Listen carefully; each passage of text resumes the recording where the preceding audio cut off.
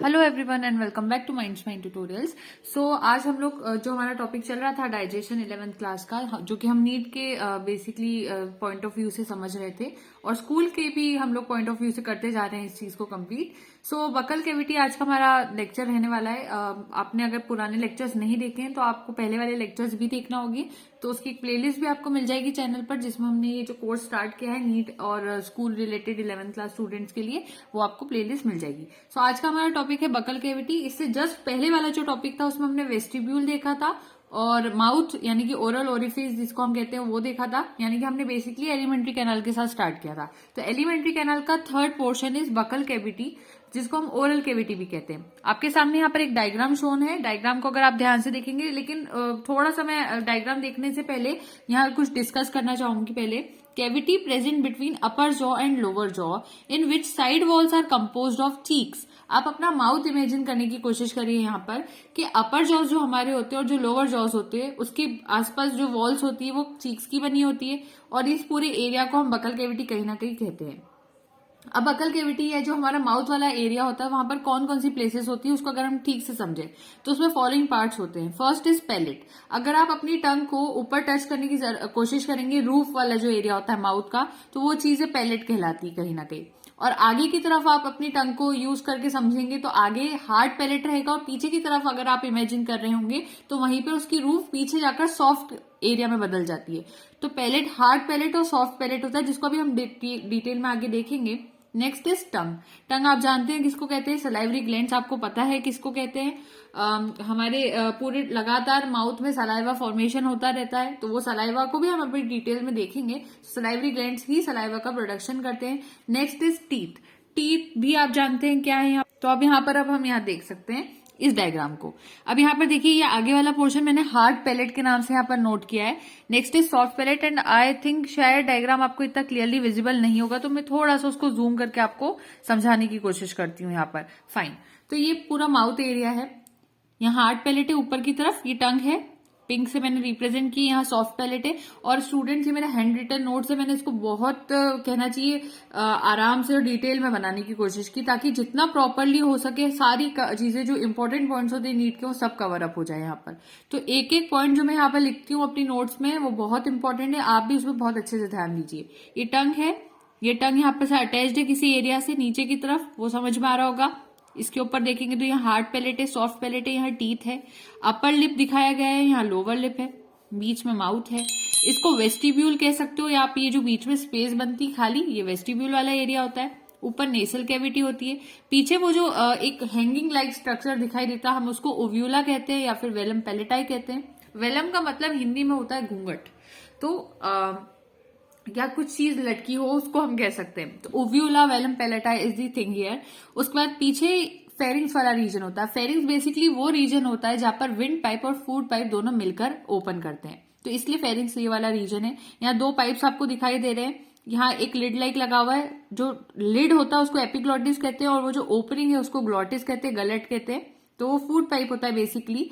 और इस तरफ अगर हम देखें ये वाले साइड, ये वाला फूड पाइप है, सॉरी मैंने यहाँ पे शायद आपको गलत कहा, ये इधर देखना था फूड पाइप, और ट्रेकिया पे लगा होता है यहाँ एपिग्लॉटिस, ये आपको याद करना है। क्योंकि यहाँ पर होता क्या है कि जब भी कोई इंसान खाना खा रहा है फूड पाइप में जाना चाहिए खाने को, लेकिन बाय मिस्टेक वो खाना इधर जो विंड पाइप है, जो हम जिसको सांस की पाइप कहते हैं नॉर्मली हिंदी के अंदर, जिसको ट्रेकिया या विंड पाइप कहते हैं, उसमें खाना ना चले जाए, इसीलिए गॉड ने उसके ऊपर एक लिड लाइक स्ट्रक्चर बनाया जिसको कहते हैं एपिग्लॉटिस। तो जब हम खाना खाते हैं तो खाने को फूड पाइप में जब आना होता है तो उस वक्त यहाँ जो विंड पाइप या ट्रेकिया होता है उसके ऊपर ये लिड कवर कर देता है उसको, या क्लोज कर देता है, ताकि विंड पाइप में कोई खाना ना जाए। और कभी कभी ऐसा होता है कि जब खाना खाते खाते नॉर्मली कोई बात करते हुए खाना खा रहा होगा इंसान, तो जो फूड पाइप में खाना जाना चाहिए वो यहाँ जाने के बदले इधर विंड पाइप की तरफ आ जाता है, और विंड पाइप में जाने की वजह से उसको वहां पर थोड़ी सी लाइक हम कह सकते हैं कफिंग की प्रॉब्लम शुरू होती है। इस टाइप की चीजें हम वहां पर देखते हैं, खांसी आने लगती है उस इंसान को। तो ये चीजें रहती है। तो ये बेसिक सी चीजें हैं जो आपको पता होना चाहिए कि जो विंड पाइप उसको ट्रेकिया कहते हैं, फूड पाइप यहाँ पर है, आप उसको ईसोफेगस कह सकते हो। फूड पाइप की ओपनिंग को हम गलेट या फिर ग्लॉटिस कहते हैं, ठीक। उसके बाद अगर हम एक यहाँ पर ओपनिंग देखेंगे तो इस ओपनिंग के ऊपर एक इधर विंड पाइप के ऊपर एपिग्लॉटिस रहता है, वो आपको पता होना चाहिए। ये सारे नाम आपको यहाँ पर पता होना चाहिए। तो ये सारे आई होप यहाँ पे स्ट्रक्चर आपको ये वाले तो क्लियर हो गए होंगे। तो अब हम आगे समझते हैं इसको। तो अब पैलेट की डिटेल में जा रहे हैं। Forms roof of buccal cavity. अब आपको पता है रूफ जो होती है बकल कैविटी की, छत जो होती है, हम उसको पैलेट कहते हैं। On the basis of its origin it is made up of 2 parts. Origin के हिसाब से देखें तो वो 2 पार्ट्स का होता है, hard palate and soft palate. आगे की तरफ अगर टंग को यूज करके देखो, ऊपर की तरफ हार्ड पैलेट आपको इमेजिन होगा, और पीछे की तरफ टच करोगे तो सॉफ्टवेयर एरिया भी आपको इमेजिन होगा। तो हार्ड पैलेट रहता है, और हार्ड पैलेट एंटीरियर यानी आगे वाला हिस्सा, अगर आप डायग्राम भी थोड़ा सा समझ लो यहाँ पर, तो हार्ड पैलेट आगे के हिस्से पे, यहाँ पर आगे देखिए टीथ मुंह जो यहाँ से है, माउथ वाले जो एरिया है उसमें आगे की तरफ हार्ड पैलेट है। तो 2/3 पार्ट जो होता है, 2/3 part of palate which is ectodermal in origin, वही रहता है हार्ड पैलेट। और ये हार्ड रहता है क्योंकि यहाँ पर बोनी सपोर्ट प्रेजेंट रहता है, जिसमें 3 तरह की, मैं आगे बताती हूँ, बोन्स होती है। 3 तरह की बोन्स होती है वहां पर। पहली बोन होती है प्री मैग्जिला, सेकेंड होती है मैग्जिला, और थर्ड होती है पैलेटाइन। एक सेकेंड, इसको थोड़ा सा फोकस प्रॉपर ले लेते हैं। ठीक, आई होप क्लियरली आपको भी विजिबल होगा। प्री मैग्जिला, मैग्जिला और पैलेटाइन, ये 3 तरह की बोन्स होती है, जिसमें से मैग्जिला और पैलेटाइन, ये 2 जो बोन्स होती है in human, only these 2 are present. Normally 3 bones होती है, प्री मैग्जिला, मैग्जिला, पैलेटाइन, लेकिन हम ह्यूमंस के अंदर सिर्फ आपको मैग्जिला और पैलेटाइन का नाम याद रखना है। नीट में क्वेश्चन बहुत बार आ चुका है कि ह्यूमन की बोन्स बताइए, तो कभी कभी स्टूडेंट्स कंफ्यूज हो जाते हैं और प्री मैग्जिला को भी टिक लगा देते हैं। वहां पर आपको याद रखना है प्री मैग्जिला हमें नहीं होता, we only have maxilla and palatine in us, जो कि हार्ड पैलेट का फॉर्मेशन यहाँ पर करती है। नेक्स्ट इज जो लोअर सरफेस होता है, वहां पर अगर आप इमेजिन करो, अपने माउथ में ही आप टंग के थ्रू इमेजिन कर सकते हैं इन चीजों को। जो हमारा लोअर सरफेस होता है हार्ड पैलेट का ही, वहां कुछ डिप्रेशंस पाए जाते हैं। आगे की तरफ जहां टीथ रहते हैं उसी के ऊपर ठीक आप टच करके कोशिश करो, वहां पे आपको कुछ ऐसे इस टाइप का एरिया इमेजिन होगा, इस टाइप का। ठीक, तो on its lower surface some depressions are called या प्रेजेंट, जिसको हम कहते हैं रगे, जिसको हम रगे कहते हैं। आप टच करने की कोशिश करोगे तो आपको फील होगा कुछ है वहां पर, रगे उसको कहते हैं। सो ये जो रगे होते हैं, यहाँ पर नेसोपैलेटाइन डक्ट होती है। क्या होती है? एक डक्ट होती है जिसको कहते हैं नेसोपैलेटाइन डक्ट। स्नेक्स के अंदर जो नेसोपैलेटाइन डक्ट होती है, उसमें एक ऑर्गन होता है जिसको कहते हैं Jacob's organ, which are responsible to smell eaten food substances. जो भी स्नेक खाना खाता है या फिर कुछ भी फूड वो अंदर लेगा, तो अंदर फूड माउथ के अंदर जाएगा तब भी वो उसको स्मेल कर सकता है, तो उसको कहते हैं जेकब्स ऑर्गन। तो ये आपको याद होना चाहिए, रगे, नेसोपैलेटाइन डक्ट। सिर्फ यहाँ पे टर्मिनोलॉजीज का ही सारा खेल रहता है जो हमें याद करना होता है, तो वो चीज आपको याद करते हुए चलना है। ये हो जाती है हार्ड पैलेट की कहानी। Next is soft palate. ऊपर ले लेते हैं थोड़ा प्रॉपरली। ठीक, soft palate. Soft palate hard palate के पिछला हिस्सा होता है, और ये पोस्टीरियर 1/3 पार्ट बनाता है, पीछे की तरफ होता है, और कितना बनाता है? 1/3 पार्ट बनाता है पैलेट का। ये एंडोथर्मल होता है ओरिजिन में। अब ओरिजिन दोनों को याद रखना, वो एक्टोथर्मल था, ये एंडोथर्मल है। ये सॉफ्ट होता है क्योंकि यहाँ पर बोन्स नहीं होती। आप पीछे इमेजिन करेंगे टच करके अगेन, तो आप फील करेंगे वहां पर कोई बोन ही नहीं है। ऊपर पीछे वाली जो रूफ है वहां कोई बोन ही नहीं है आपके माउथ में। क्यों नहीं? वो सॉफ्ट है, क्योंकि वहां बोन नहीं, तो इसीलिए वो सॉफ्ट है। So they are devoid of bony support. Its terminal part is present as hanging structure which is called uvula और वेलम पैलेटाई। इसी सॉफ्ट पैलेट को अगर हम पीछे की तरफ एक्सटेंड कर देते हैं, तो अगर आप आपका माउथ ओपन करके मिरर में भी देखेंगे तो पीछे एक हैंगिंग स्ट्रक्चर हमें दिखाई देता है। नॉर्मली हिंदी में उसको क्या कहते हैं, आई डोंट नो प्रॉपरली, उसको अलग लैंग्वेज, सारी लैंग्वेजेस में अलग नाम दिया जाता है। So it would be better if we will call it uvula only here.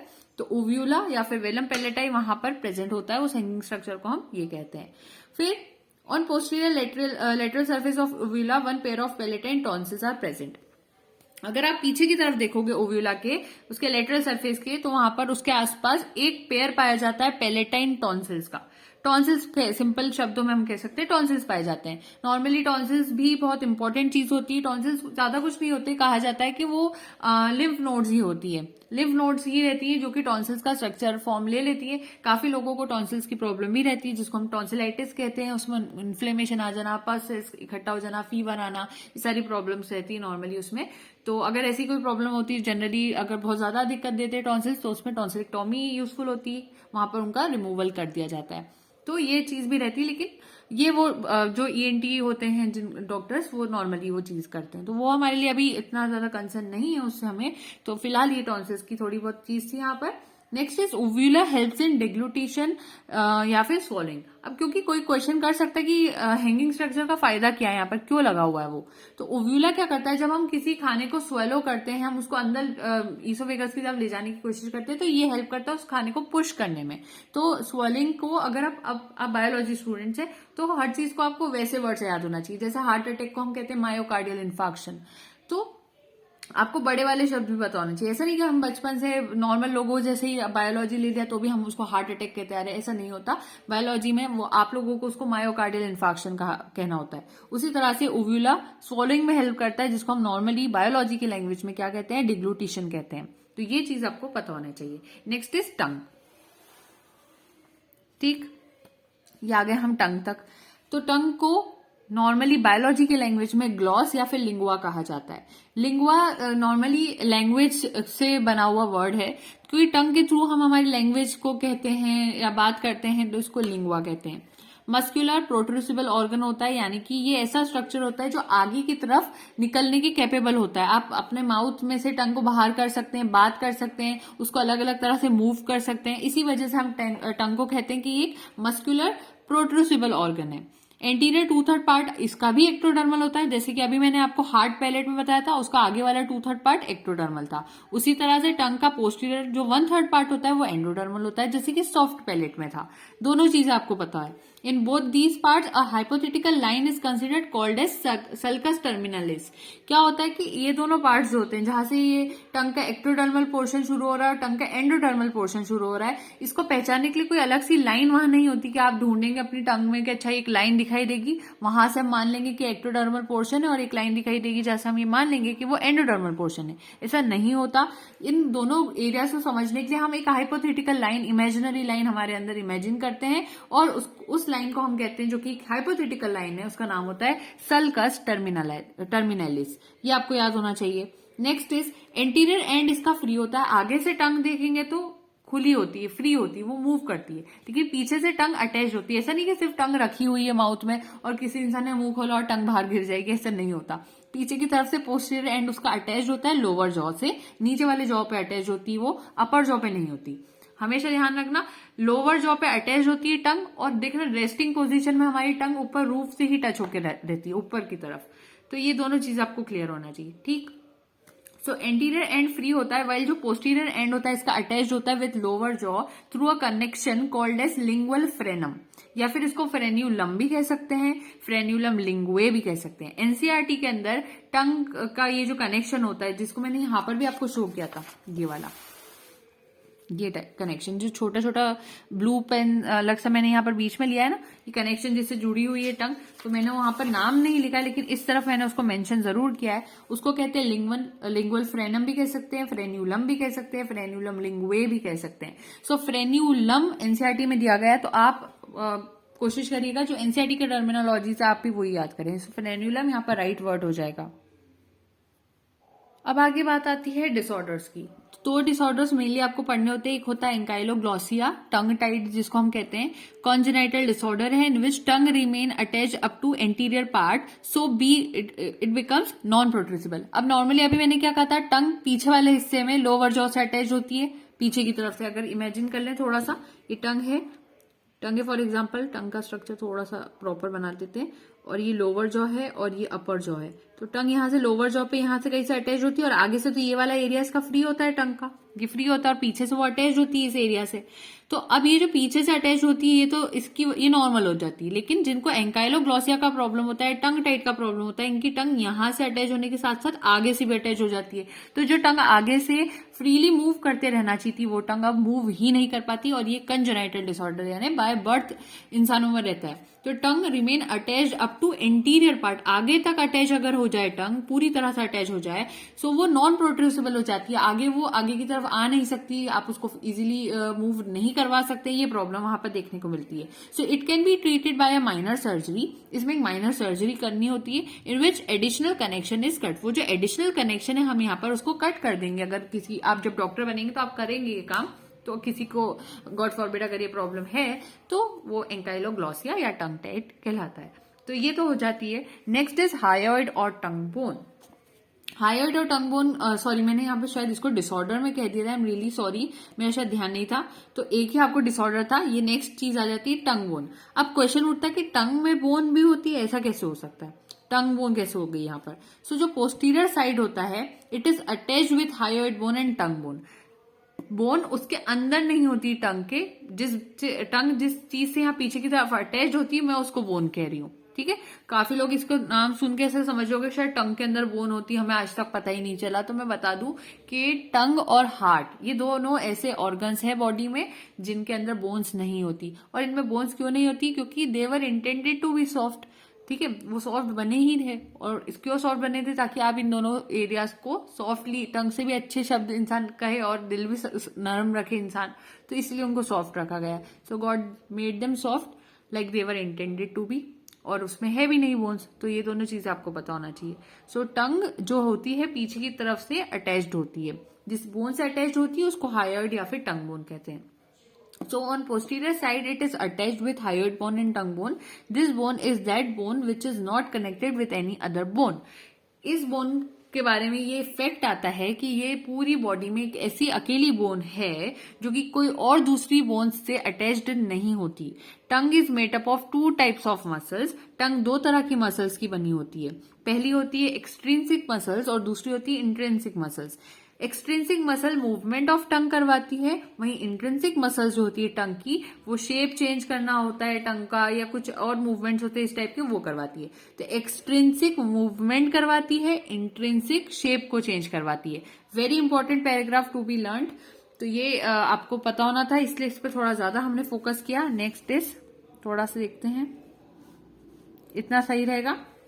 अब क्या होता है, स्ट्राइटेड मसल्स होती है टंग के अंदर, और स्ट्राइटेड मसल्स टंग की जो होती है वो सिर्फ पूरी बॉडी में अकेली ऐसी स्ट्राइटेड मसल्स होती है जो कभी नहीं थकती। आपने कभी देखा कि कोई इंसान बातें करते करते थक जाता है, ऐसा नहीं होता। तो पूरी बॉडी में अकेली ऐसी कोई मसल्स हैं, स्ट्राइटेड मसल्स हैं जो कि कभी नहीं थकती, वो सिर्फ टंग में पाई जाती है। कितना भी कह लो थकती नहीं है टंग, बिल्कुल नहीं थकती, बातें करते रहते हैं। खासतौर पे गर्ल्स को कहा जाता है कि उनकी स्ट्राइटेड मसल्स टंग की तो और नहीं थकती, जस्ट फॉर फन। मतलब नेवर माइंड गर्ल्स जो भी यहाँ पर पढ़ रहे हैं उनके लिए है ये।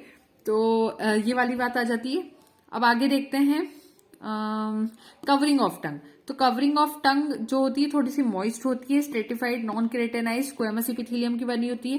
टंग की लाइनिंग जो होती है वो यहाँ पर स्ट्रेटिफाइड नहीं होती, कुछ भी नहीं पाया जाता इनमें से। यहाँ पर एज नो फ्री सरफेस वहां प्रेजेंट होता है, इसलिए कोई लाइनिंग वहां नहीं होती टंग की, सिर्फ कवरिंग होती है। टंग में 2 तरह के म्यूकस ग्लैंड होते हैं, एक होता है नून्स ग्लैंड, दूसरा होता है वेबर्स ग्लैंड। यानी टंग में भी म्यूकस का फॉर्मेशन होता है, तो वो नून्स ग्लैंड और वेबर्स ग्लैंड करवाते हैं। और टंग की सरफेस 2 तरह के स्ट्रक्चर्स, मतलब टंग का अगर सरफेस आप देखोगे, इमेजिन करो या मिरर के अंदर देखोगे, तो उसमें टेस्ट पेपिले या फिर टेस्ट बर्ड्स आपको देखने को वहां पर मिल जाएंगे। टेस्ट पेपिले क्या होते हैं, तो ये नर्व एंडिंग्स होती हैं which are responsible to provide rough surface to the tongue. जो सरफेस होता है टंग का थोड़ा सा रफ टाइप फील होता है। क्यों रफ रहता है, क्योंकि वहां पर नर्व एंडिंग्स आती है, नर्व एंडिंग्स आती है और उसको टेस्ट पेपिले कहते हैं। 3 तरह के पेपिले ह्यूमंस में पाए जाते हैं। तो 3 तरह के पेपिले में सर्कमवैलेट पेपिले, फिलीफॉर्म पेपिले और फंजीफॉर्म पेपिले आ जाते हैं। सर्कमवैलेट को मैंने यहाँ ब्लू पेन से रिप्रेजेंट करा है, पिंक कलर से मैंने यहाँ पर फिलीफॉर्म पेपिले बताया, और साथ में यहाँ जो ब्लैक ब्लैक ब्लैक जा रहे हैं उनको मैंने फंजीफॉर्म पेपिले बताया। यहाँ पर इधर टेस्ट बर्ड्स वाला एरिया भी डिस्कस करेंगे, इससे पहले थोड़ा सा अच्छा टेस्ट बर्ड्स का भी कर ही लेते हैं। देखिए टंग के ऊपर 2 चीजें होती है, एक होते हैं पेपिले और दूसरे होते हैं बर्ड्स।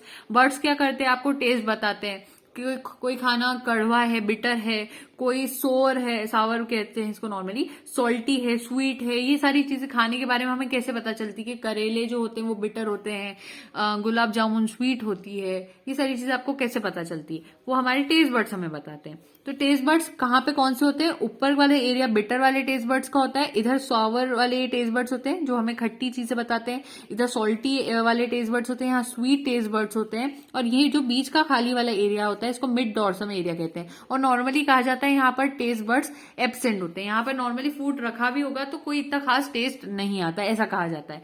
लेकिन पेपिले तो यहाँ पर पाए जाते हैं, फिर भी तो पेपिले भी थोड़ी नर्व एंडिंग्स है तो होती है, तो वो सेंस तो करवा ही देते हैं खाने को कुछ हद तक। हम ये कह सकते हैं गर्म है ठंडा है खाना, वो हम फील कर सकते हैं। तो ये तो एक डायग्राम हुआ। अब एक की टेबल बनाई है मैंने यहाँ पर, ये बहुत इंपॉर्टेंट है, इसको ध्यान से देखना। सर्कमवैलेट पेपिले लार्जेस्ट पेपिले होते हैं, लार्जेस्ट। फंजीफॉर्म पेपिले मॉडरेट होते हैं और फिलीफॉर्म पेपिले स्मॉलेस्ट होते हैं। सबसे छोटे पेपिले कौन से हैं? फिलीफॉर्म है। फंजीफॉर्म मॉडरेट साइज के होते हैं और सबसे ज्यादा लार्जेस्ट कौन से होते हैं? सर्कमवैलेट होते हैं। सर्कमवैलेट 8 से लेकर 12 पाए जाते हैं। अब देखिए लार्जेस्ट है, ऑलरेडी बड़े हैं तो इनका नंबर थोड़ा कम हो जाता है। ये मॉडरेट है तो इनका नंबर मॉडरेट रहता है। देखिए फिलीफॉर्म पेपिले ऑलरेडी छोटे हैं तो जो छोटी चीज होगी वो बहुत सारी भी हो सकती है, डॉट डॉट डॉट डॉट के फॉर्म में बहुत सारी हो जाती है। जैसे कि आप यहाँ देखेंगे ये थोड़े बड़े बनाए मैंने सर्कमवैलेट पेपिले, 8 से 12 यहाँ पर बनाए। देखिए फिलीफॉर्म पेपिले, फिलीफॉर्म सॉरी मैंने यहाँ पर शायद गलत लिख दिया है। नहीं ठीक है, फिलीफॉर्म पेपिली की बात कर रहे हैं ना। फिलीफॉर्म पेपिली थोड़े ज्यादा बनाए हमने और वो छोटे बनाए। डायग्राम पे इतना ज्यादा मतलब समझाने के लिए हो सकता है डायग्राम में वो आपको बड़े दिखाई दे रहे हो तो आपको थोड़ा सा कंफ्यूजन होगा, लेकिन नॉर्मली इसे आपको याद करना है। फिली स्मॉलेस्ट, स्मॉलेस्ट मैक्सिमम नंबर में होते हैं। ये लार्जेस्ट इनका नंबर 8 to 12 होता है। कि पोस्टीरियर सरफेस या फिर जो बेस होता है टंग के वहां पाए जाते हैं सर्कमवैलेट। फंजीफॉर्म मार्जिन ऑफ टंग पे मिलते हैं और फिलीफॉर्म मिड डॉर्सम एरिया में मिलते हैं। मिड डॉर्सम एरिया हम इसको कहते हैं यहाँ पर बीच में, ठीक। टेस्ट बर्ड्स यहाँ पर प्रेजेंट होते हैं अराउंड दीज पेपिले। इसके आसपास अगर देखेंगे सर्कमवैलेट के आसपास कौन से होते हैं? बिटर वाले होते हैं। फिर उसके बाद अगर टेस्ट बर्ड्स हम देखेंगे फंजीफॉर्म के आसपास, यानी ये जो कोने वाले ब्लैक वाले हमने लगाए कॉर्नर साइज पे, तो वहां पर भी टेस्ट बर्ड्स पाए जाते हैं। कौन से पाए जाते हैं? सॉर वाले, सॉल्टी वाले, स्वीट वाले, सारे यहाँ से ऐसे मिल जाते हैं यहाँ पर। और अगर अब हम बात करें फिलीफॉर्म पेपिले वाले एरिया में, यानी ये जो बीच में पिंक वाला एरिया है, तो यहाँ मैंने क्या कहा था? यहाँ पर कोई टेस्ट बर्ड प्रेजेंट नहीं होता, यहाँ टेस्ट बर्ड्स एब्सेंट होते हैं। इसीलिए यहाँ पर आपको आंसर आ जाएगा एब्सेंट। ये याद रखना। ये इन्वर्टेड वी शेप के होते हैं सर्कमवैलेट, ये स्फेरिकल शेप के होते हैं और ये कोनिकल शेप के होते हैं। ये नॉट स्पेसिफाइड होते हैं, ये इनका कलर स्पेसिफाइड नहीं कि किस कलर के होते हैं। इनका व्हाइट कलर होता है और इनका रेड कलर होता है। तो ये कलर भी आपने यहाँ पर समझ लिया इसका, जो कि आपके लिए इंपॉर्टेंट था।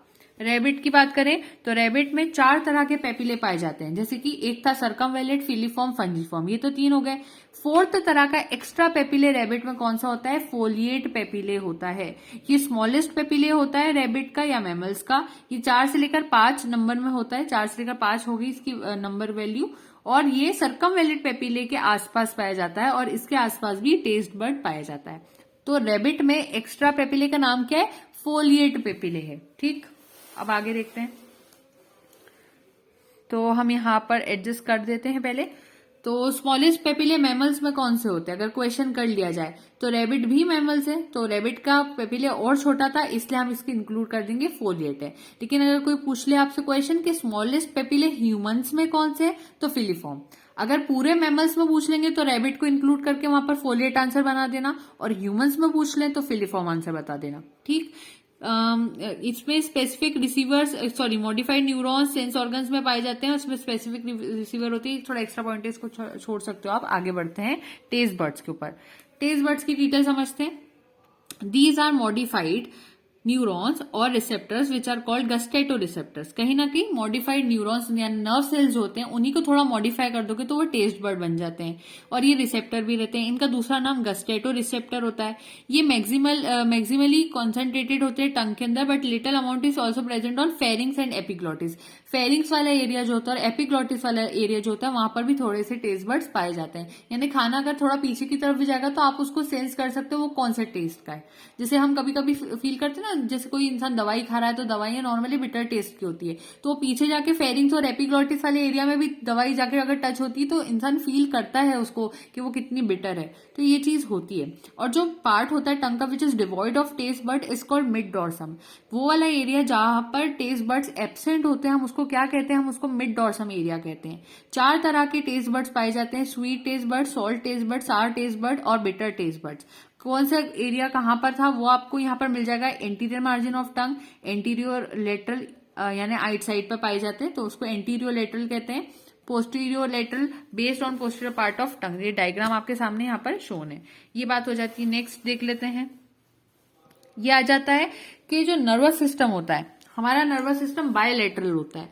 इसमें 12 पेयर ऑफ क्रेनियल नर्व्स होती है। टेस्ट सेंसेशन के लिए जो क्रेनियल नर्व्स यूज होती है, अभी हम डाइजेशन पढ़ रहे हैं तो हम माउथ के रिलेटेड देख। तो क्या होता है यहाँ पर टेस्ट सेंसेशन में 7th और 9th क्रेनियल नर्व रिस्पॉन्सिबल होती है। 7th वाली का नाम होता है फेशियल, 9th वाली का नाम होता है ग्लॉसोफेरेंजियल। टंग मूवमेंट के लिए जो क्रेनियल नर्व यूज होती है, रिस्पॉन्सिबल होती है, वो 12th वाली होती है। इसका नाम होता है hypoglossal. Below tongue and around frenulum some green colour part is present, जिसको प्लिका फिब्रिएटा कहते हैं। ठीक है, टंग के और फ्रेन्यूलम के आसपास एक ग्रीन कलर, अब आप इसको देखने के लिए आप जाइए मिरर के अंदर, अपनी टंग को ऊपर करके देखिए, अंदर नीचे कुछ ग्रीन ग्रीन कलर का दिखाई देगा। जहां से टंग अटैच होती है उसके आसपास थोड़ा ग्रीन कलर का पार्ट दिखाई देगा, उसको क्या कहते हैं? उसको प्लिका फिब्रिएटा कहते हैं। Which are exactly exposed veins at this level. उस जगह पर पूरी वो जो ग्रीन कलर की वेन्स क्या होती है, डीऑक्सीनेटेड ब्लड को कैरी करती है, इसलिए वो ग्रीन दिखाई देती है। तो वो वेन्स आपको वहां पर बिल्कुल क्लियर दिखाई देंगी। तो वो वेन्स देखने का एक बहुत अच्छा तरीका है, आप वहां से वेन्स देख सकते हो, उसको प्लिका फिब्रिएटा कहते हैं उस पार्ट को। Next is functions of tongue. क्या टंग के फंक्शंस होते हैं, अब हम वो भी देख लेते हैं यहाँ पर। तो टंग के फंक्शंस में टेस्ट का सेंसेशन करवाना, स्पीच आर्टिकुलेशन करना हम बात करते हैं। क्लीनिंग ऑफ टीथ में भी हेल्प करती है tongue. Move food particles between teeth for proper mastication, ये सारी चीजें टंग करने में हेल्प करती है। सलाइवरी ग्लैंड्स, सलाइवरी ग्लैंड्स जो टॉपिक रहेगा, आई थिंक हम उसको नेक्स्ट वीडियो सेगमेंट में लेंगे थोड़ा सा, क्योंकि वो डिटेल में जाएगा, तो हम उसको नेक्स्ट वीडियो सेगमेंट में लेंगे। So thank you so much and don't forget to like, share and subscribe. Happy learning. Comment section में मुझे बताइए अगर ये वीडियोस आपके लिए सच में हेल्पफुल है, तो मैं उन वीडियोस को कंटिन्यू करूंगी, वरना और भी टॉपिक वीडियोज रहते हैं रिक्वेस्टेड, तो हम लोग उसके ऊपर फोकस करेंगे। So I think we should stop the video right now. Thank you so much.